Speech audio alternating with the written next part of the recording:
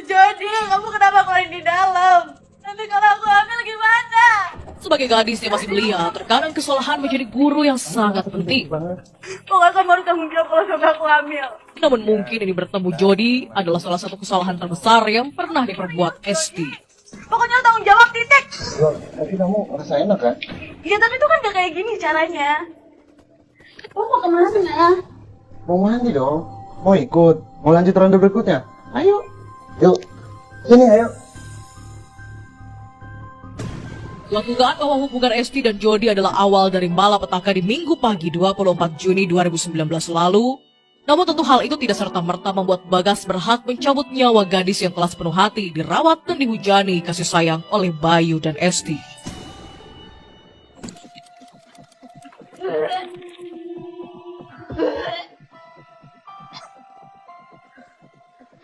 Tik, ada apa nih, Tik? Kamu?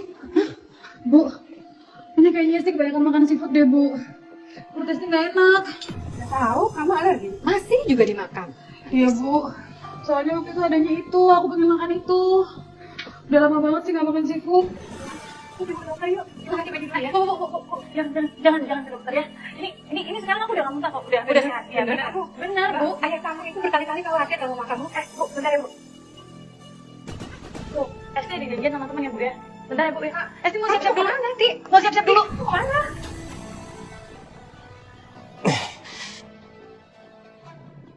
Halo, Assalamualaikum, Pak. Waalaikumsalam. Gimana Esti, Bu? Itu anaknya baru aja keluar. Bapak punya firasat yang gak enak. Esti akhir-akhir ini gak ada apa-apa. Ada sih, muntah-muntah. Tapi sebentar. Perubahan sikap Esti akhir-akhir ini memang sempat dirasa oleh Esti. Terlebih lagi Bayu suaminya bukan sekali saja mendapatkan firasat buruk terhadap keluarganya. Ya Allah. Semoga gak ada terjadi apapun pada Esti, ya Allah. Tunggu. Kok berhenti di rumah kamu sih? Iya sayang, kan di rumah aku lagi ngomong. Aku lagi pengen. Kamu apa? Enggak mau. Apaan sih? Kadang mau, kadang enggak. Kamu tuh gak jelas ya. Asal kamu tahu ya, aku tuh lagi hamil. Apa kamu bilang? Iya, aku lagi hamil. Aku takut. Emang yang ngambilin kamu siapa? Maksud kamu? Siapa yang ngambilin kamu? Masa cuma aku doang yang pakai kamu? Gak mungkin lah. Kamu benar-benar kurang ajar ya. Kalau tahu kayak gini aku lebih milih Bagas daripada kamu. Dasar kamu nggak tahu diri.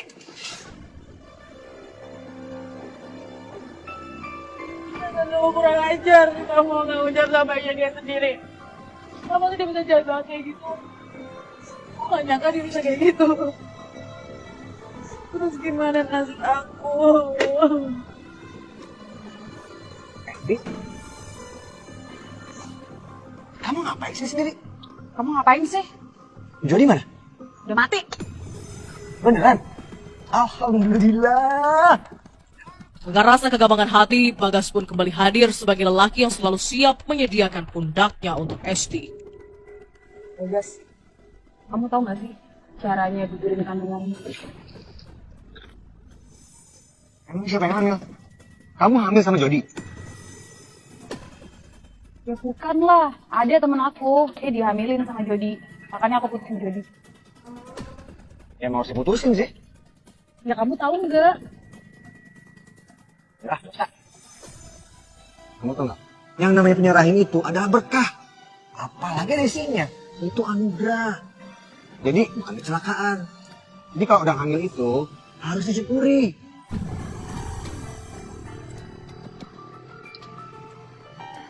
Udah, kamu pulang ya. Tapi beneran nggak ngerepotin. Beneran dong. Dek. Tapi jangan ngebut-ngebut ya. Kehadiran Bagas membuat Esti kembali memiliki asa untuk menyusun masa depan yang telah dihancurkan oleh Jody. Namun bagaimana caranya membuat Bagas mau bertanggung jawab atas janin yang bukan miliknya? Esti pun terus memutar otak.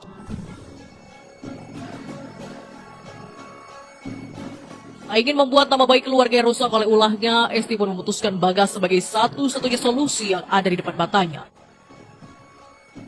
Tenang ya sayang, kamu bentar lagi bakal punya bapak.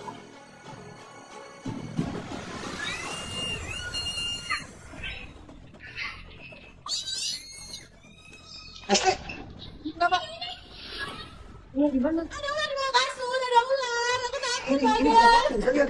Iya beneran, ada ular di bawah kasur. Aku takut. Itu betul ular. Iya beneran, sumpah ada ular. Oke. Ayo taruh di mana mukanya dan ibu? Maaf tante, tadi Bagas masuk kamar ini karena Esti tadi kalau di sini ada ular tante. Iya, ularnya kamu. Makanya kamu juga tahu ya. Besok kamu tuh orang tua kamu. Itu udah tante. Iya tante.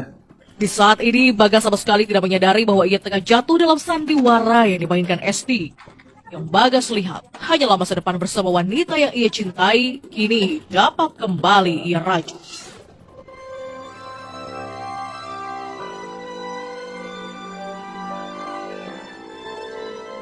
Gimana sih? Kok sembuhan bapak sekarang?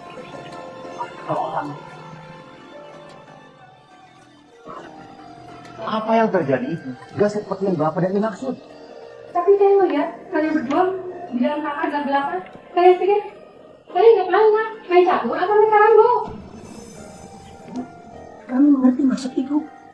Lagi pula, Esti kan single, Bagas juga single. Kalau memang mereka harus dinikahkan, nggak ada salahnya kan, Bu? Bagas, kamu bagaimana? Kamu setuju? Ya, gimana lagi Pak? Beda pilihan kan? Yang pasti Bagas sebagai laki-laki akan tanggung jawab. Bagai tertimpa durian runtuh, Bagas tak menyangka ia akan dapat secepat itu menikahi Esti. Hatinya mengambang di antar kegelisahan meminang sang pujaan dengan isi dompet yang saldonya tidak seimbang. Namun apalah arti rupiah jika sebentar lagi ia memiliki istri 5 tahun lebih muda darinya. Hati Bagas benar-benar sedang berbunga. Aib ini akan diubah menjadi berita gembira, namun sebelumnya Bagas harus memikirkan cara untuk menyulap penghasilannya yang pas-pasan agar dapat menjadi panggung pelaminan dan megah, karena ia hanya memiliki waktu 4 hari saja.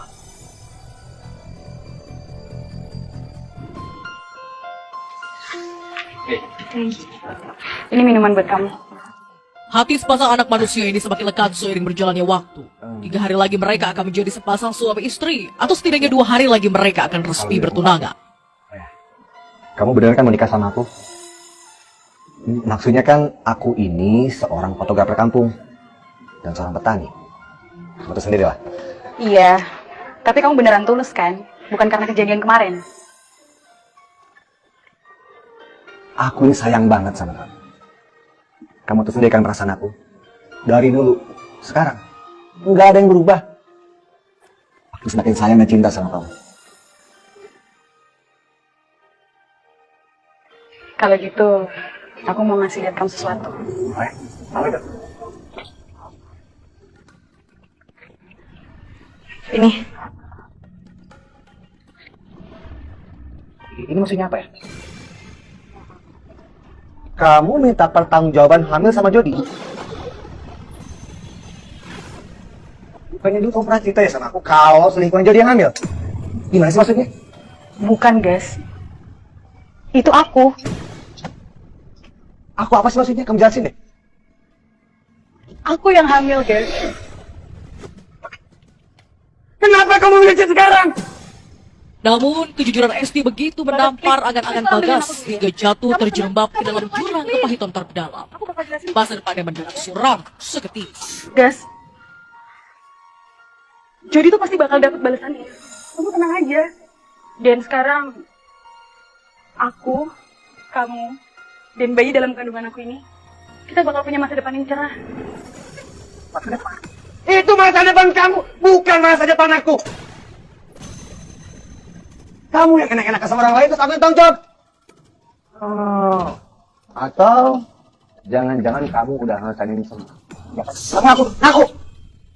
Enggak, guys. Kamu itu udah ngerusak nama keluarga besar aku. Sakit hati, hanya itu yang dapat Bagas rasakan. Memang selama beberapa hari hidupnya terlalu indah ia jalani. Hingga kenyataan mengungkap betapa sulitnya mencari ketulusan hati di atas tanah perjanjian ini. Aku nggak suka. Kurang dari 24 jam Bagas akan datang bersama keluarganya untuk melamar sang hujan hati. Yang kini telah menjadi duri dalam jantungnya. Kamu tuh kemana aja sih? Dari tadi tungguin juga nggak angkat-angkat. Orang dari tadi sore juga ditunggu. Aku itu capek. Pengen istirahat. Lagian kan besok kita ketemu. Itu kan besok acara lamaran kita. Aduh Bagas, aku kasih tahu ya. Lamaran itu bakalan jadi kalau aku bilang jadi dan bakalan batal kalau aku bilang batal. Dasar cowok nggak guna. Lunjak kamu ya. Gak suka. Cowok kayak kamu itu aku bisa dapetin tiap minggu. Jadi nggak usah lagi. Tunggu ya. Bener-bener nih ya. Jak!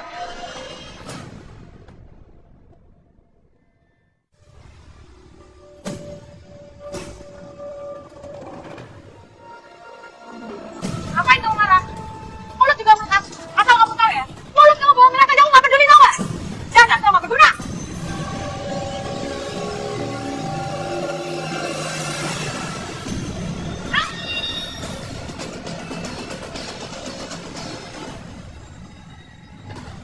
Tamparan tangan Bagas begitu telak mengenai belakang telinga Esti hingga ia kehilangan keseimbangan.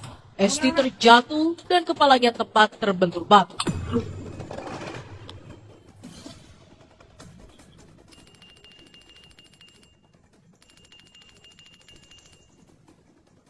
Iya, halo Tan. Halo Bagas, Esti udah sama kamu? Gak ada Tante, kan dari kemarin gak ketemu. Di mana sih dia? Terus kamu di mana? Baru sampai studio. Terus orang tua kamu jadi datang jam berapa? Jangan terlalu kepagian ya datang ke sini. Ini tante juga mau nyari Esti dulu. Baik Tante, nanti saya juga ke rumah Tante ya, biar saya bisa bantu juga. Ya kamu kabarin tante ya. Iya Tante. Akan tetapi rasa bahagia itu pun seketika berubah menjadi rasa panik yang menjalar ke seluruh sudut rumah. Loh, kok goyang gini sih? Sementara MS alias Bagas, pria yang seharusnya 1 bulan lagi menjadi suami Esti, tak menyangka akan mendengar kabar hilangnya sang calon istri pagi itu. Tante. Esti masih Tante? Nggak tahu Gas, nggak ada dari pagi. Orang tua kamu dikabarin belum? Ya belum sih Bu. Ya kalau gitu sih biasa diundur. Sama lu Bu. Ibu sama Kak Bagas ini malu terus. Mendingan kalian cari Kak Esti. Sana nih, motor aku satu lagi gembos. Gimana coba? Astagfirullah. Ah, itu Kak Indi. Ini kata kamu dong. Kamu mau mana sih? Yang ini penting ya enggak? Gimana tuh? Esti hilang. Hilang gimana sih? Tahu deh, aku minta kamu. Ini cepet. Tante kita naik sana. Hati-hati yang Pokoknya sebelum itu kita harus buat. Bagas yang tak ingin hari bahagianya mendadak berunyam memutuskan untuk mencari Esti. Ia khawatir jika sang calon istri berubah haluan untuk menambatkan hatinya. Tetap di sini Gas. Di sini ya?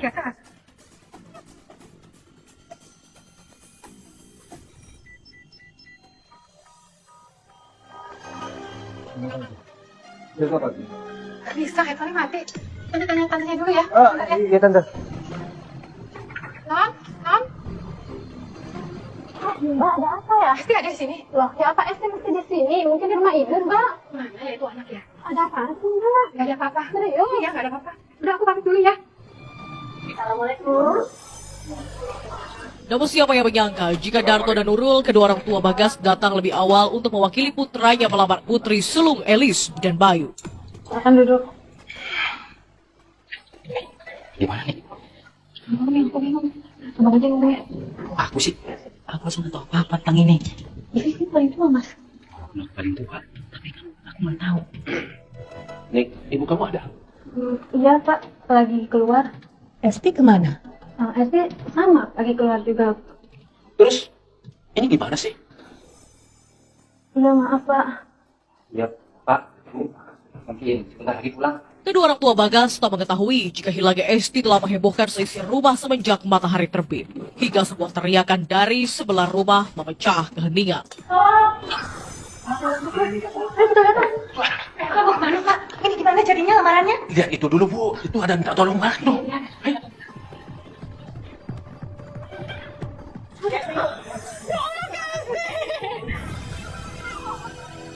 Siang itu, Nini tak pernah menyangka akan menemukan kakak kandungnya terikat tali di pohon cengkeh 2 meter di atas tanah. Udah apa, Gas? Oh, Itu dari Esti. terus sebentar Tante. Iya, Lis, gimana? Halo, Bang Bagas.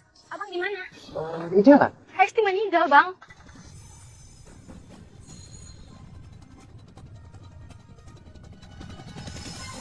Innalillahi. Kamu beneran? Kak Esti bunuh diri. Astagfirullahaladzim. Kamu beneran? Ada apa, guys? Itu SD bukan? Bukan, Tante. Sebentar ya. Iya. Aku pulang ke rumah sekarang ya.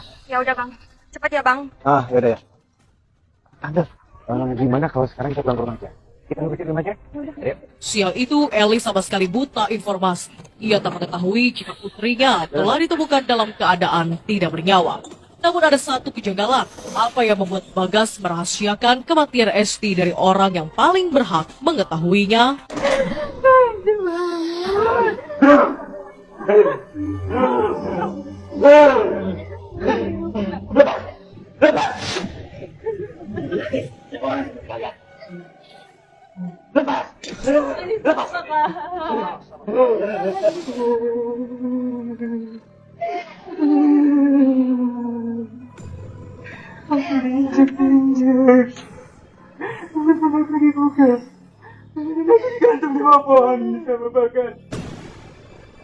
Dia bukan manusia, dia hewan jahat. Dia harus dibunuh. Menurut Arwah, penasaran yang merasuki tubuh salah satu anggota keluarga sang mempelai pria adalah tersangka utama atas tewasnya Esti. Namun apakah informasi ini dapat dipertanggungjawabkan? Jadi sekarang kita. Tante sama Mori ya, aku sama Juki. Biar kita cari sini. Oke, tapi Tante mau pulang. Siapa tahu Esti udah ada di rumah. Oh iya. 1 jam setelah anaknya ditemukan tak lagi bernyawa, Elis masih saja sibuk untuk mencari Esti. Ia berharap anaknya segera pulang ke rumah. Gimana? Ibunya itu belum tahu kalau Esti meninggal gantung diri. Sekarang kamu antri ke kantor polisi. Elis akhirnya pulang ke rumah, diantar salah satu saudara sepupu Bagas. Detik itu juga ia mendapati 2 kenyataan pahit dalam hidupnya.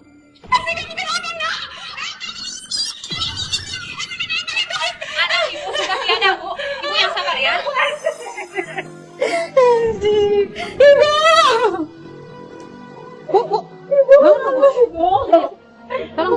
Tolong diangkat ke dalam. Silakan taruh sini.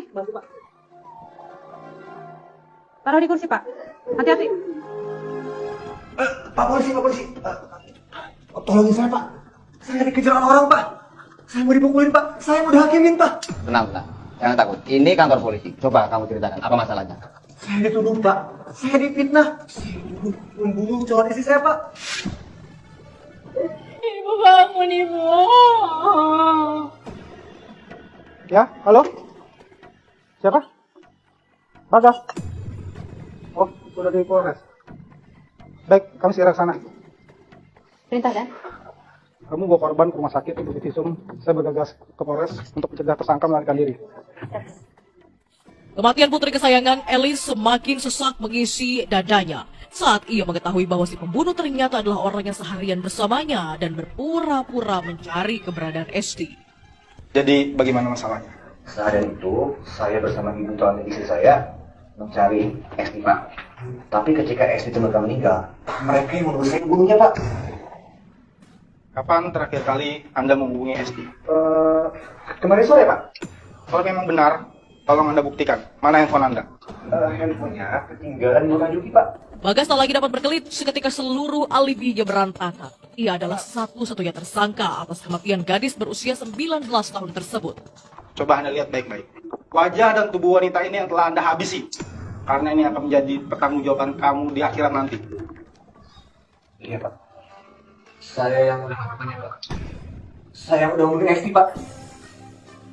Kini penghulu pernikahan Bagas pun digantikan oleh petugas kepolisian. Biduk pelaminan pun harus ditukar dengan dinginnya dinding ruang tahanan. Tak ada undangan pernikahan yang disebar, hanya portal berita online yang menuliskan kisah sang calon pengantin yang dibunuh oleh mempelai prianya. Kalau melihat dengan fakta-fakta yang ada ini, fakta-fakta dan keterangan tersangka seperti ini, kami berkeyakinan akan memasang pasal 340 yaitu pembunuhan berencana dengan ancaman hukumannya